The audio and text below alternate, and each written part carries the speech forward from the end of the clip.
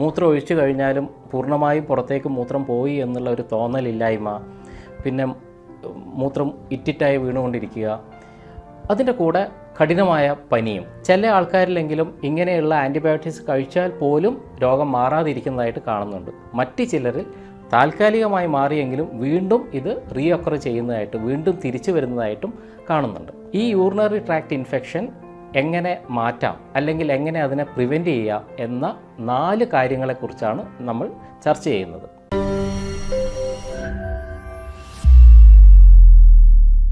Hi, ഞാൻ doctor Shimji, CMO, പ്രകൃതി സൗഖ്യം, കാഞ്ഞങ്ങാട്.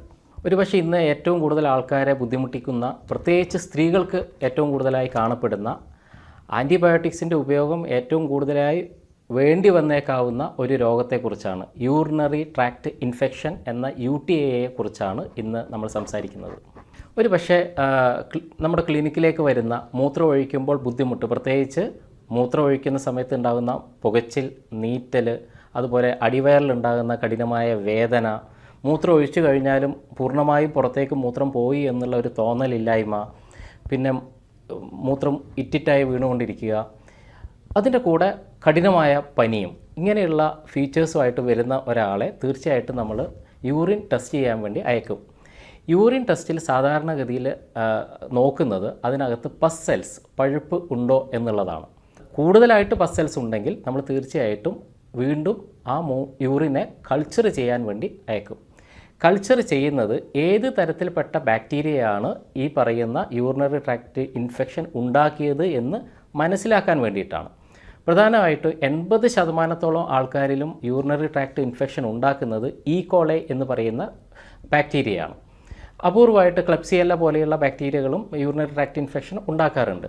അപ്പോൾ കൾച്ചർ ചെയ്ത് ഏത് ആൻറ്റിബയോട്ടിക് ആണോ അതിന് അനുയോജ്യമായിട്ടുള്ളത് ആ ആൻറ്റിബയോട്ടിക് കൊടുക്കുക എന്നുള്ളതാണ് കൺവെൻഷനലായിട്ട് ചെയ്തുകൊണ്ടിരിക്കുന്ന കാര്യം. പക്ഷേ ചില ആൾക്കാരിലെങ്കിലും ഇങ്ങനെയുള്ള ആൻറ്റിബയോട്ടിക്സ് കഴിച്ചാൽ പോലും രോഗം മാറാതിരിക്കുന്നതായിട്ട് കാണുന്നുണ്ട്. മറ്റ് ചിലരിൽ താൽക്കാലികമായി മാറിയെങ്കിലും വീണ്ടും ഇത് റീഒക്കർ ചെയ്യുന്നതായിട്ട്, വീണ്ടും തിരിച്ചു വരുന്നതായിട്ടും കാണുന്നുണ്ട്. ഇന്ന് ഈ യൂറിനറി ട്രാക്ട് ഇൻഫെക്ഷൻ എങ്ങനെ മാറ്റാം, അല്ലെങ്കിൽ എങ്ങനെ അതിനെ പ്രിവെൻറ്റ് ചെയ്യാം എന്ന 4 കാര്യങ്ങളെക്കുറിച്ചാണ് നമ്മൾ ചർച്ച ചെയ്യുന്നത്. അതിലാദ്യത്തേത് പ്രോബയോട്ടിക്കുകളുടെ ഉപയോഗം. പ്രോബയോട്ടിക്സ് എന്ന് പറയുമ്പോൾ തന്നെ നല്ല ബാക്ടീരിയ എന്നാണ് അർത്ഥം. ലാറ്റിനിൽ പ്രോബയോട്ടിക്സ് എന്ന് പറയുന്നത് ലൈവ് ബാക്ടീരിയ, അല്ലെങ്കിൽ നല്ല ബാക്ടീരിയ അകത്തേക്ക് കൊടുക്കുക എന്നുള്ളതാണ്. ഇവിടെ നമ്മൾ നോക്കേണ്ടത് നമ്മുടെ ശരീരത്തിനകത്ത് കോടാനുകോടി ബാക്ടീരിയകളുണ്ട്. ഈ ബാക്ടീരിയകളിൽ പല ബാക്ടീരിയ നമ്മുടെ സ്കിന്നിൻ്റെ മുകളിൽ, ത്വക്കിൻ്റെ മുകളിലുണ്ട്. ഒരുപാട് ബാക്ടീരിയകൾ നമ്മുടെ ഗാസ്ട്രോ ഇൻറ്റെസ്റ്റൈനൽ ട്രാക്റ്റ് അല്ലെങ്കിൽ ദഹന വ്യവസ്ഥയ്ക്കകത്തുണ്ട്.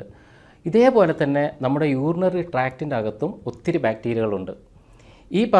ഈ സ്ഥലത്ത് പ്രത്യേകിച്ച് യൂറിനറി ട്രാക്റ്റിനകത്ത് വരുന്ന ബാക്ടീരിയകൾ നല്ല ബാക്ടീരിയ, ആ ബാക്ടീരിയ കുറയുന്ന സമയത്താണ് യൂറിനറി ട്രാക്റ്റിനകത്ത് മോശം ബാക്ടീരിയ, ചീത്ത ബാക്ടീരിയ അല്ലെങ്കിൽ പാത്തോജനിക് ബാക്ടീരിയ വളരുന്നത്. കോളയും ക്ലെപ്സിയെല്ലയൊക്കെ പോലെയുള്ള ചീത്ത ബാക്ടീരിയകൾ. അപ്പം പറഞ്ഞു വന്നതിൻ്റെ ചുരുക്കം, ഈ ചീത്ത ബാക്ടീരിയകൾ വളരാൻ കാരണമാകുന്നത് നല്ല ബാക്ടീരിയയുടെ കുറവാണ്. അപ്പോൾ യൂറിനറി ട്രാക്റ്റിനകത്ത് സാധാരണയായിട്ട് കണ്ടുവരുന്ന ഏറ്റവും നല്ല ബാക്ടീരിയൻ്റെ പേര് ലാക്ടോബാസില്ലസ് എന്നാണ്. ലാക്ടോബാസില്ലസ് എന്ന് പറയുന്ന നല്ല ബാക്ടീരിയ കുറയുന്നത് കൊണ്ട് നമുക്ക് യൂറിനറി ട്രാക്ട് ഇൻഫെക്ഷൻ ഉണ്ടാവും. ലാക്ടോബാസില്ലസ് കൂടുതലായി കണ്ടുവരുന്ന മറ്റൊരു ഭാഗം നമ്മുടെ ദഹന വ്യവസ്ഥയാണ്, ഗട്ടാണ്. അപ്പോൾ ഗട്ടിനകത്തുള്ള, ദഹന വ്യവസ്ഥക്കകത്തുള്ള ലാക്ടോബാസില്ലസിൻ്റെ അളവ് കുറഞ്ഞാൽ അത് യൂറിനറി ട്രാക്റ്റിനകത്തുള്ള ലാക്ടോബാസില്ലസിൻ്റെ അളവ് കുറയാനും കാരണമാകും. എന്തുകൊണ്ടാണ് ഗട്ടിനകത്ത്, ദഹന വ്യവസ്ഥക്കകത്ത് ലാക്ടോബാസില്ലസ് എന്ന് പറയുന്ന നല്ല ബാക്ടീരിയ കുറയുന്നത്? പല കാരണങ്ങളുണ്ടെങ്കിലും അതിലേറ്റവും പ്രധാനപ്പെട്ട ഒരു കാരണം ആവശ്യത്തിനും അനാവശ്യത്തിനും നമ്മൾ ഉപയോഗിക്കുന്ന ആൻറ്റിബയോട്ടിക്സുകൾ തന്നെയാണ്.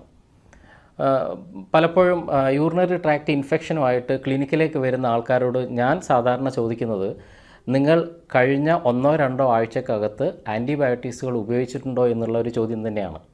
മഹാഭൂരിപക്ഷം ആൾക്കും എന്തെങ്കിലുമൊക്കെ രോഗം വന്ന് ആൻറ്റിബയോട്ടിക്സുകൾ ഉപയോഗിച്ചതിന് ശേഷം ഒരാഴ്ച അല്ലെങ്കിൽ 2 ആഴ്ചക്കുള്ളിൽ ഈ യൂറിനറി ട്രാക്ട് ഇൻഫെക്ഷൻ വരുന്നതായിട്ട് കാണുന്നുണ്ട്.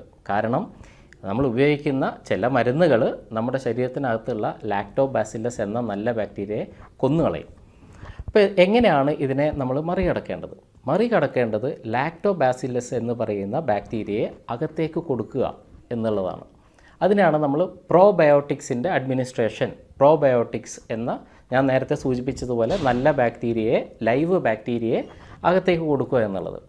പ്രോബയോട്ടിക്സ് പല തരത്തിലുണ്ട്.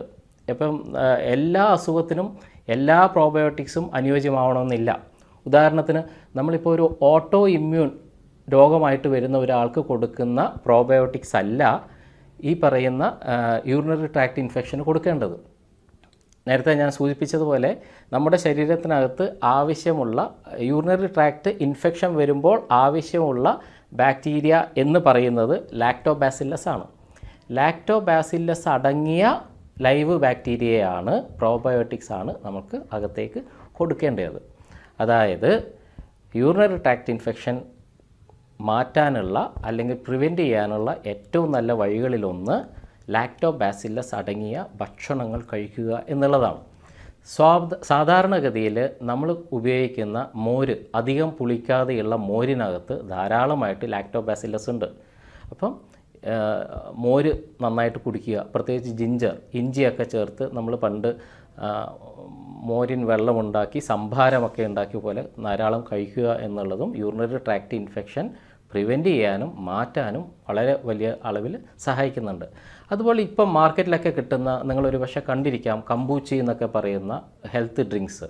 ഈ ഡ്രിങ്ക്സും ഇത്തരത്തിലുള്ള ഡ്രിങ്ക്സും ഈ നല്ല പ്രോബയോട്ടിക്സ് അടങ്ങിയ, നമ്മുടെ ശരീരത്തിന് UTI തടുക്കാൻ ആവശ്യമുള്ള ലാക്ടോബാസില്ലസ് അടങ്ങിയ പ്രോബയോട്ടിക് തന്നെയാണ്.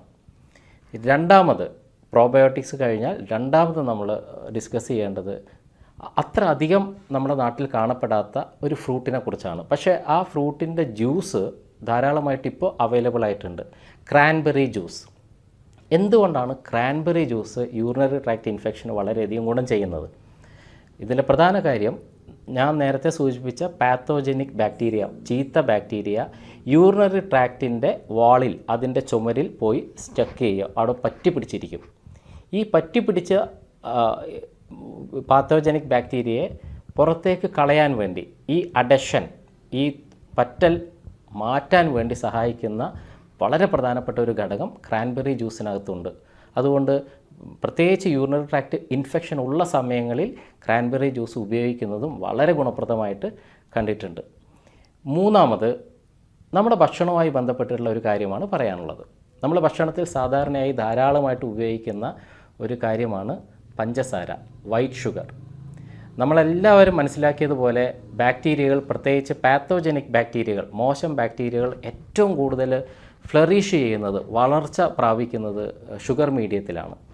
അപ്പോൾ ശരീരത്തിനകത്ത് നമ്മൾ കൊടുക്കുന്ന ഷുഗർ, വൈറ്റ് ഷുഗർ, പഞ്ചസാര, ഒരു പരിധിവരെ കാർബോഹൈഡ്രേറ്റ്സ് നമ്മുടെ ശരീരത്തിനകത്തുള്ള ഈ മോശം ബാക്ടീരിയ, ചീത്ത ബാക്ടീരിയയുടെ വളർച്ചയെ സഹായിക്കും. അതുകൊണ്ട് യൂറിനറി ട്രാക്ട് ഇൻഫെക്ഷൻ ഉള്ള ആൾക്കാർ തീർച്ചയായിട്ടും ഈ പറയുന്ന പഞ്ചസാരയെ പൂർണ്ണമായിട്ടും കുറച്ച് നാളുകളിലേക്ക് ഉപേക്ഷിക്കേണ്ടതാണ്.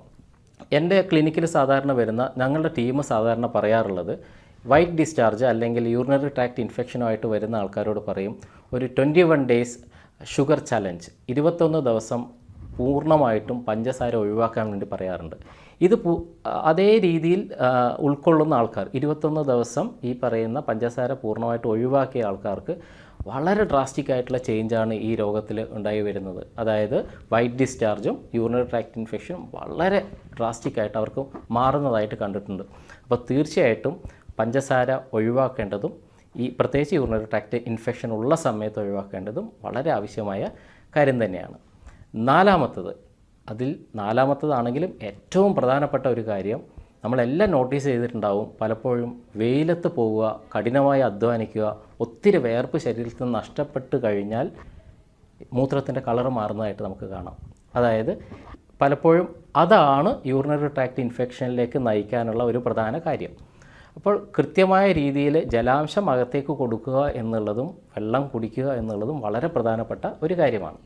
പ്രധാനമായിട്ടും എക്സസീവ് സ്വെറ്റിംഗ് അല്ലെങ്കിൽ അതികഠിനമായ വേർപ്പുള്ള സമയങ്ങളിൽ മൂത്രത്തിൻ്റെ അളവ് വർദ്ധിപ്പിക്കാനുള്ള, യൂറിൻ ഔട്ട്പുട്ട് വർദ്ധിപ്പിക്കാനുള്ള ഹൈഡ്രേഷൻ അകത്തേക്ക് കൊടുക്കുക, ജലം അകത്തേക്ക് കൊടുക്കുക. അതിനെയാണ് നമ്മൾ സാധാരണ ഡയൂററ്റിക്സ് എന്ന വാക്കിൽ കൊണ്ട് വിവക്ഷിക്കുന്നത്. ഡയൂററ്റിക്സ് എന്ന് പറഞ്ഞാൽ അകത്ത് ചെന്ന് കഴിഞ്ഞാൽ മൂത്രത്തിൻ്റെ ഔട്ട്പുട്ട്, യൂറിൻ ഔട്ട്പുട്ട് വർദ്ധിപ്പിക്കുന്ന സാധനങ്ങളാണ്. വളരെ നാച്ചുറലായിട്ട് പറഞ്ഞാൽ നമ്മൾ സാധാരണ ഉപയോഗിക്കുന്ന ഞെരിഞ്ഞൽ വെള്ളം, ഞെരിഞ്ഞൽ യൂറിനറി ട്രാക്റ്റ് ഇൻഫെക്ഷനെ മറികടക്കാൻ ഏറ്റവും നല്ല ഒരു വഴിയാണ്.